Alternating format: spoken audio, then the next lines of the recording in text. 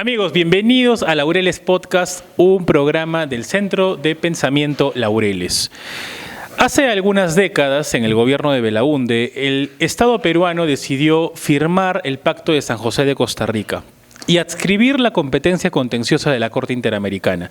Por supuesto, cuando se toma esta decisión, el Estado peruano lo hacía con la mejor de las intenciones y en el entendido de que el sistema interamericano iba a mostrarse en todo momento respetuoso de aquellos particularismos y aquellas singularidades que como país tuviéramos. Si bien es cierto, en muchas cosas en los países latinoamericanos estamos de acuerdo, existen ciertas materias en donde no hay un consenso interestatal.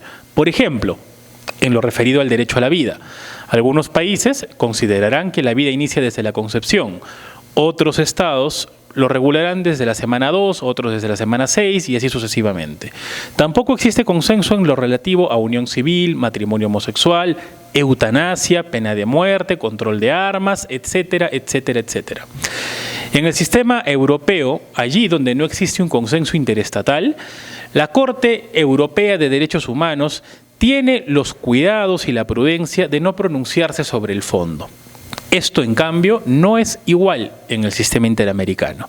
En nuestro sistema, lamentablemente, el Tribunal Interamericano de Derechos Humanos ha optado por ejercer un comportamiento militante, no respetando aquellos particularismos y tampoco absteniéndose de pronunciarse sobre el fondo en aquellas materias donde no exista un consenso interestatal.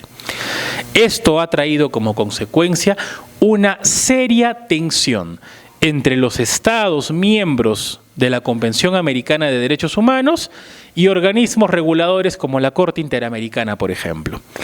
Hace algunos años ya hubo un primer intento por desfinanciar a la Corte, como consecuencia de estos comportamientos injerencistas que violaban la soberanía estatal. En el caso peruano, en los últimos años, y gracias al bloque congresal conservador, digamos, protector y patriota de los intereses nacionales, esto ha podido frenarse. Y por eso es que en el programa de hoy contaremos con un invitado especial, el congresista Alejandro Muñante, quien se encuentra en estos momentos en la ciudad de Arequipa, a propósito de su participación en la audiencia pública que está instalando la Comisión de Mujer y Familia para abordar la problemática en torno a la Ordenanza 538, que el pasado 8 de agosto fue publicada por el Gobierno Regional de Arequipa y que implementa la mal llamada educación sexual integral. A propósito de esta audiencia, nos está acompañando el congresista Alejandro Muñante, con quien conversaremos en los siguientes bloques. Allí nos vemos.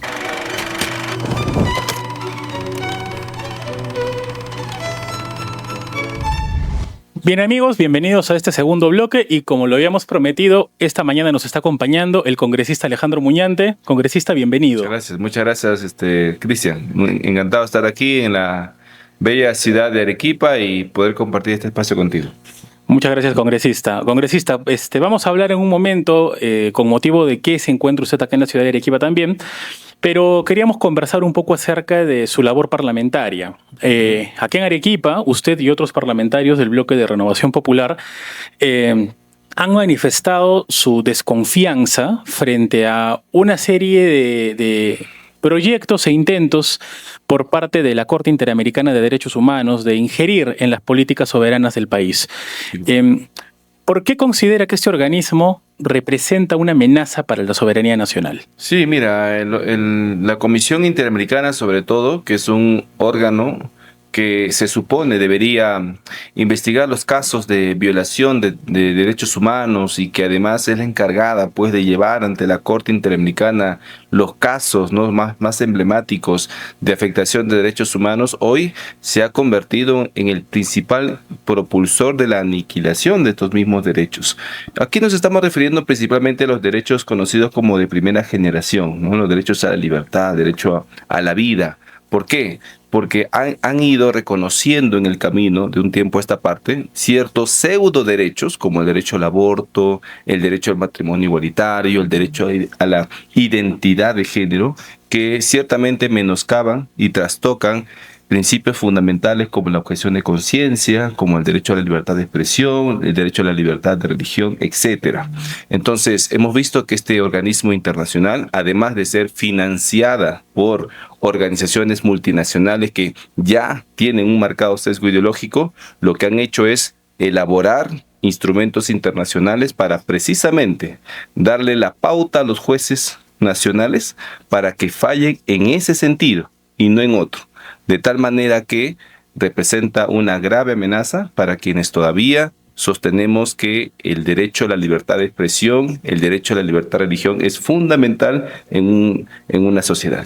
Ahora, hay muchos peruanos que consideran, y esto es como que uno a simple vista pensaría que es de sentido común, ¿no? Adherir tratados de derechos humanos se ve desde afuera como una forma de reforzar ese sentido garantista que tiene un Estado. Se suponía que cuando el Perú suscribe el Pacto de San José de Costa Rica y adhiere la competencia contenciosa de la Corte Interamericana, era precisamente para garantizar de mejor manera los derechos humanos en el país. Exacto. ¿Cómo así, desde ese punto, que parecía una intención loable, genuina, llegamos a en el que nos encontramos en un momento de tensión, no solamente entre el Perú y la Corte, creo que ya son varios países? Claro, claro que sí. Mira, como bien tú lo dices, ¿no? Estos organismos internacionales se crearon para proteger al ciudadano de las decisiones arbitrarias de los estados.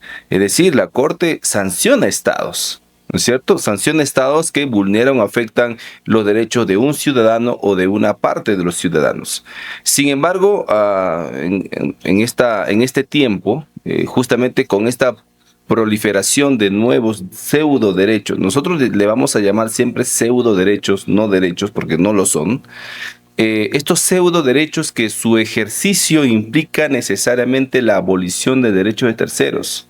Y esa es una premisa que no se puede pasar por alto. Como el aborto, por ejemplo. Exactamente. ¿No? O sea, tu derecho acaba cuando empieza el derecho del otro. Tu libertad acaba cuando empieza la libertad del otro. Sin embargo, estos pseudo derechos lo que hacen es quitarle al resto derechos, ¿no? En su ejercicio supuestamente legítimo. Por ejemplo, lo has mencionado, el aborto. El aborto se pinta como un derecho.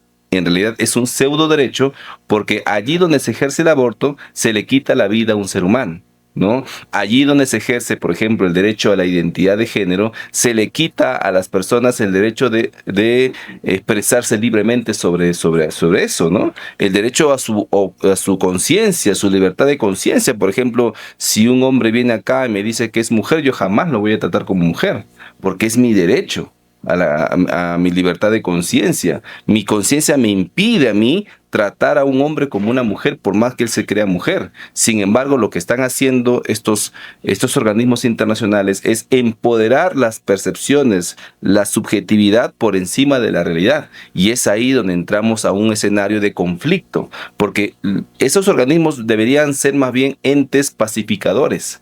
Deberían decir ya, este es el punto medio, porque claro, nadie le va a impedir a un hombre creerse una paloma, ¿no es cierto? Claro. Pero lo que no pueden ellos imponer es que el resto le compre el alpiste, ¿no? O sea, ellos tienen que llegar a un punto medio. Tú tienes derecho a creerte lo que tú quieras, pero tampoco puedes obligar a alguien que te trate como tal.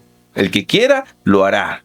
El que no, no lo puedes obligar. Ese sería un punto medio interesante, pero no, ellos van al todo o nada. Por eso son políticas liberticidas. De allí que sean, precisamente, muchos de ellos se venden como liberales progresistas, pero su agenda es eminentemente estatista, porque la única forma en la cual a mí me pueden obligar a afirmar algo que no veo es con la fuerza del Estado. Exactamente. No hay otra manera. Claro, no existe esto de los liberales progres, porque en realidad son estatistas, sino que se pintan como, digamos, modernistas, ¿no? Así es. Cuando en realidad anhelan la fuerza coercitiva del Estado para imponer su propia ideología, ¿no? Hay un caso muy puntual y vigente en el Perú en estos momentos a raíz de la ley de amnistía, ¿no? Para militares, policías y comités de autodefensa. Claro. Se aprobó en el Perú, fue promulgada la norma. Y no obstante, aparecieron jueces como Carguancho, como Chávez Tamariz también, que decidieron aplicar control difuso sobre los criterios de la Corte Interamericana de Derechos Humanos. Exacto. El caso fue llevado a la Corte y la Corte Interamericana ha dispuesto que el Perú tiene que inaplicar esta norma. Así es. O sea, más o menos ese es el escenario al que nos estamos enfrentando. Claro, ese es el poder de la Corte Interamericana, ¿no? Decirle a los jueces qué es lo que deben hacer y qué es lo que no deben hacer, como si los jueces peruanos no tuviesen autonomía o independencia. De por sí eso ya es una violación a la autonomía judicial, sino que claro, para esos casos no aplica, ¿no? Para unos casos sí son bien ultra defensores de la independencia judicial, cuando por ejemplo el Congreso pretende elaborar una norma, dicen no se metan con la independencia del Poder Judicial, pero por otro lado acatan como borregos cuando una corte que nadie ha elegido les dicen cómo tienen que fallar, ¿no es cierto? Ahí se ve pues el doble estándar. Y este es un caso muy, muy interesante, el caso de la amnistía, porque, a ver, se trata ya de un juicio zanjado, donde ya se encontraron a los responsables, donde ya el Estado ha reparado a las víctimas. Pero ¿qué está haciendo la Corte? La Corte lo que está haciendo es estirar como chicle los efectos de una sentencia, cuando esa facultad no está contemplada en ninguna parte de la Convención Americana. Uno cuando lee la Convención no encuentra esa facultad. Por eso es que el Tribunal Constitucional, en el caso de indulto a favor de Fujimori, le enmendó la plana al tribunal y le ha dicho, tú no puedes a mí obligarme a resolver de una manera, ya que el control posterior de tu sentencia no es un acto que se te haya reconocido por la Carta de la Convención. Y eso es lo que debemos decir. El Pacto de San José de Costa Rica, que el Perú firmó y que se adhirió a cumplir, en ninguna parte menciona que la Corte puede tener este tipo de atribuciones. En todo caso, si la Corte quisiera tenerlo, deberían presentarse adendas a la Convención. Y eso no ha ocurrido hasta el día de hoy. Hay un entrampamiento precisamente en cuanto al caso de la amnistía, porque hemos visto que la presidenta del Poder Judicial ha instado, de hecho, a los jueces a aplicar el control difuso. El defensor del pueblo, Josué Gutiérrez, ha presentado una acción de inconstitucionalidad contra la norma, ¿no? Que ese es el camino legal. Ese es el camino legal. Mi duda es la siguiente, congresista. ¿Qué pasa si el Tribunal Constitucional determina que la ley de amnistía es perfectamente constitucional, cosa que creo que va a ser? No se puede aplicar más control difuso. El problema es que los jueces no están aplicando control difuso sobre la base del TC, sino sobre la base de la Convención. Ya, a ver, ahí hay un tema que seguramente va a ser un tema a discutir por los juristas, por la academia, porque claro, ¿por qué la presidenta del Poder Judicial le ha pedido a los jueces aplicar control difuso y por qué no ella, como titular de un poder del Estado, ha presentado una demanda de inconstitucionalidad? ¿Por qué no lo ha presentado? Porque sabe perfectamente bien que si la pierde, según la ley, no podría ningún juez volver a aplicar control difuso. O sea, eso lo entendemos todos. Si sobre esos hay otra interpretación adicional, estaríamos ya prácticamente en un estado donde el principio de legalidad estaría pues por los suelos, ¿no? Estaríamos ya trastocando, subvirtiendo nuestro ordenamiento jurídico. Y eso ojalá que no llegue a ese tiempo. Por esa razón es que el Poder Judicial no presenta la demanda de inconstitucionalidad. Porque saben que la pierden. La ha presentado el defensor del pueblo, ¿no? Y es algo que también yo recuerdo que no recuerdo ahorita qué ley nosotros promovimos. Creo que era la ley de la cuestión de confianza, cuando nosotros limitamos las cuestiones de confianza para evitar precisamente que Pedro Castillo pueda extenderla para cualquier cosa, ¿no? ¿Qué pasó? Se dio la ley y nosotros mismos, los congresistas, quienes aprobamos la ley, presentamos la acción de inconstitucionalidad. ¿Para qué? Para que el tribunal de una vez zanje esa discusión jurídica. Y eso es importante. Congresista, para cerrar este primer bloque, usted presentó un proyecto de ley, impulsó uno, precisamente para acortar ese margen que tiene la Corte Interamericana, porque al Perú lo sancionan hasta por sentencias que no han recaído sobre el país. Así es, claro. Y creo que esto es sumamente importante, porque además la Constitución Política dice que los tratados internacionales de derechos humanos forman parte del derecho interno. Entonces, hay que ir en consonancia con eso, y por eso es que presenté este proyecto de ley que se introdujo en una serie de proyectos, o sea, fue una parte de una ley. Si uno lee la ley completa, hay varias aristas y una de ellas es la modificación que presenté, donde se modifica el título preliminar del Código Procesal Constitucional para señalar que de hoy en adelante los jueces solo pueden acatar las sentencias en las que el Perú haya sido parte. Y en caso de que exista un conflicto entre una norma convencional y una norma nacional, el juez decidirá por la norma que mejor le favorece a la parte. Eso está muy bien. Congresista, volvemos en el siguiente bloque.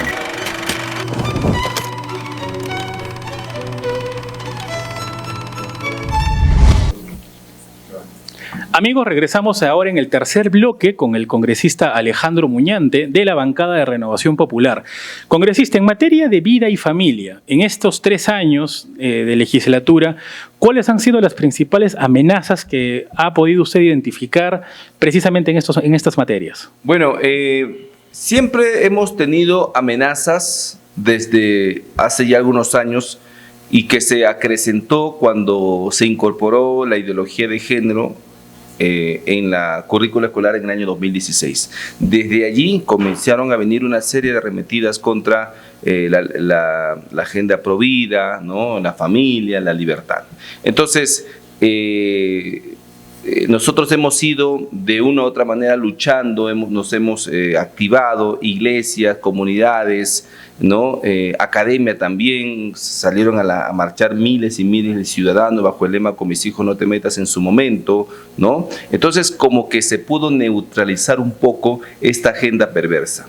Ya cuando integro el Parlamento en el año 2021, estas amenazas todavía continuaban latentes, solo que, gracias a Dios y con la articulación de otros parlamentarios pro vida, hemos ido rechazando una a una los proyectos de ley que se pretendían imponer en nuestro país. Por ejemplo, se archivó la ley del aborto, se archivó la ley del matrimonio homosexual, se archivó la ley que pretendía camuflarse, ¿no?, bajo derechos de las personas con discapacidad. Y es que han habido 2 intentos en el Congreso, en la Comisión de Justicia, de beneficiar a las personas con discapacidad, pero allí quería meter a la comunidad LGTB. Claro, como que si, yo no sé si les están ayudando o los están perjudicando, pero los equiparan a personas con discapacidad. Vi que también lograron bajarse a los oficiales de género. Claro. ¿No? Entonces, como no podían entrar por la puerta, no podían aprobar nada en el Congreso. Entonces, ¿qué hizo el Ejecutivo en su momento a través del Ministerio de la Mujer? Emitieron 2 decretos supremos, uno para capacitar obligatoriamente a los servidores y funcionarios públicos en enfoque de género, y también crearon los oficiales de la igualdad, que no era otra cosa que agentes pagados con el dinero de todos los peruanos, que se iban a encargar de fiscalizar que todos los trabajadores acaten la ideología de género. Entonces, nosotros también nos volamos eso a través de una ley y no pudieron. Entonces, al mismo estilo 1984 de Orwell. Exactamente, iba a haber una policía de pensamiento en cada entidad del Estado.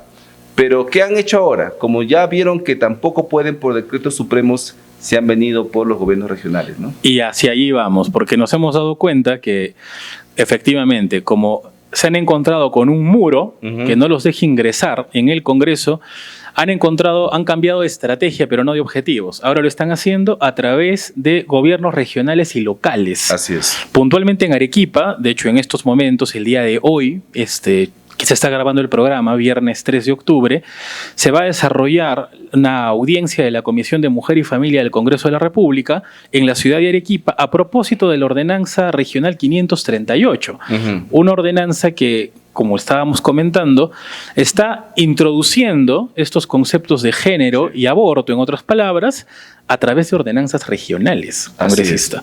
Así es. Eso definitivamente tenemos que frenarlo también porque, a ver, representa pues un intento más de esta agenda progresista de querer introducirse a la fuerza, ¿no?, en las regiones. Ya lo venían haciendo en Ayacucho. Recuerdo que cuando estuve ya hace 2 semanas, profesores organizados me dijeron que ya se habían aprobado ciertas ordenanzas, ciertas directivas que pasaron completamente desapercibidos.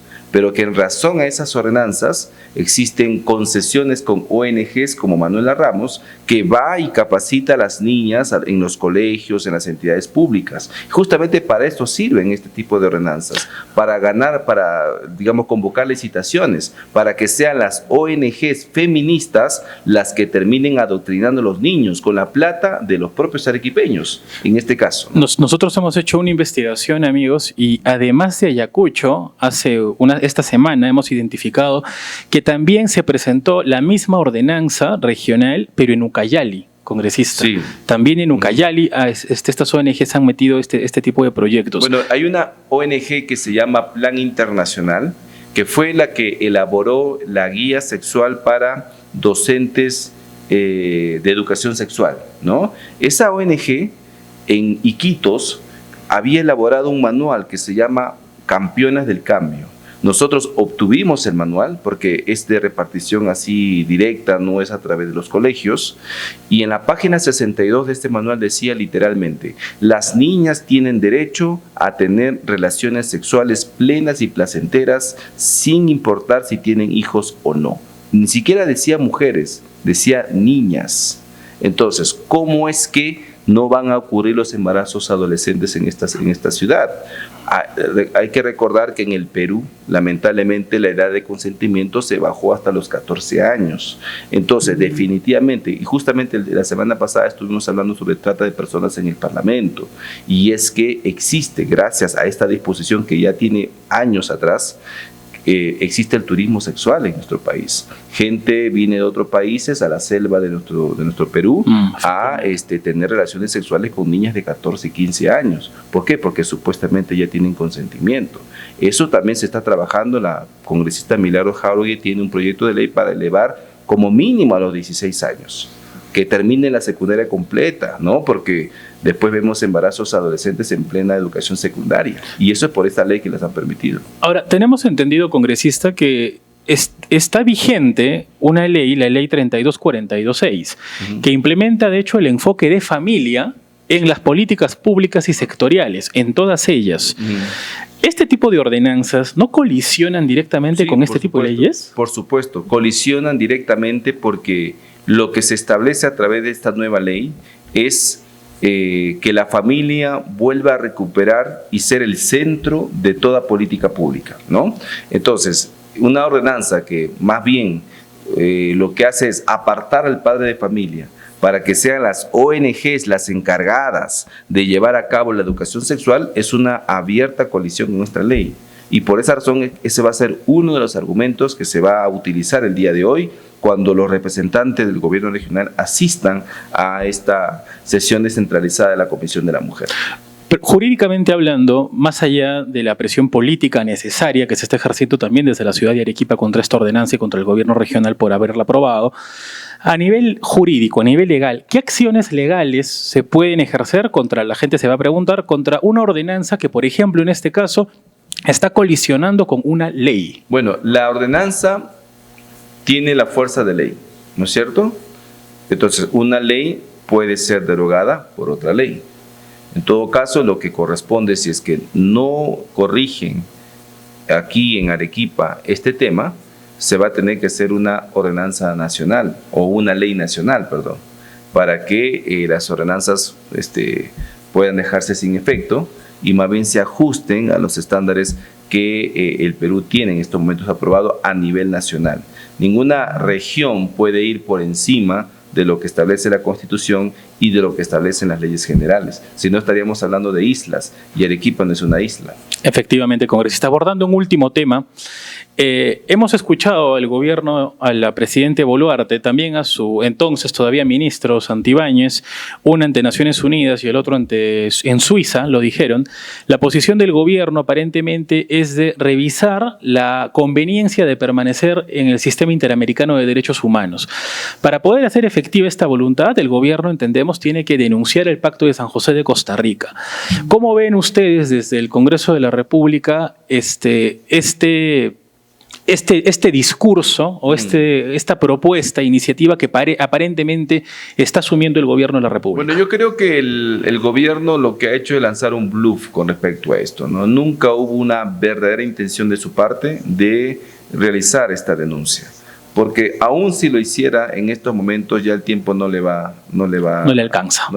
Entonces, prefirieron más bien crear supuestas comisiones para iniciar el diálogo, la concertación, a ver si es conveniente, no es conveniente. Yo creo que todo eso fue como si es un paseo, ¿no? Porque si realmente hubiese querido la presidenta defender a sus Fuerzas Armadas, a su Policía Nacional, hubiese ella firmado la renuncia. Y todavía tienes un año, ¿no es cierto?, para verificar o resolver si es que te conviene o no te conviene salirte. Se puede firmar el pacto hoy y después de 3 meses nos dice, oye, no nos conviene, entonces simplemente retira la firma y se acabó, ¿no? Pero no ha hecho nada de eso. O sea, no estamos, digamos, ante ningún paso. Al menos la denuncia pudo haber sido el primer escalón. No tenemos nada en estos momentos. Entonces, todo lo que se diga de parte del Ejecutivo con respecto a este tema es bluff. Es bluff. Nosotros como Congreso, si bien es cierto hay iniciativas legislativas que de una u otra manera impulsan esta renuncia, pero lo cierto y lo concreto es que es la Presidenta de la República la que tiene que firmar la renuncia del pacto. Congresista, un último mensaje para todas las personas que nos están sintonizando a través de Laureles Podcast, sobre todo, ¿no?, de cara al deber cívico que van a tener que ejercer el próximo año. Es una gran elección dividida en 2 bloques. Sí, mira, estamos en tiempos difíciles, no solamente por la crisis económica, políticas, de seguridad que estamos viviendo, sino también está presente la crisis moral, ¿no? Y sobre esos temas tenemos que incidir. Yo como parlamentario me he abocado completamente a defender la vida, la familia, la libertad, pero también la seguridad de los peruanos. Soy autor de varias leyes que imponen la mano dura contra la delincuencia en nuestro país. Y yo creo que ese debe ser el derrotero, ¿no? De nada sirve solamente buscar prosperidad económica si la familia por dentro se viene a destruir, si la familia se desnaturaliza, si la seguridad comienza a, digamos, a desbordarse, la inseguridad, perdón, comienza a desbordarse en nuestras calles. Yo creo que ese es el perfil que debe buscar los peruanos, los arequipeños en las próximas elecciones. Alguien que ame a su patria, alguien que entienda que la seguridad es importante, pero alguien que también entienda que la defensa de la vida, la defensa de la familia, la defensa de la libertad es fundamental para desarrollarnos como país. Congresista Muñante, muchas gracias por haber aceptado la invitación y la entrevista. Amigos, nos vemos en un siguiente programa de Laureles Podcast.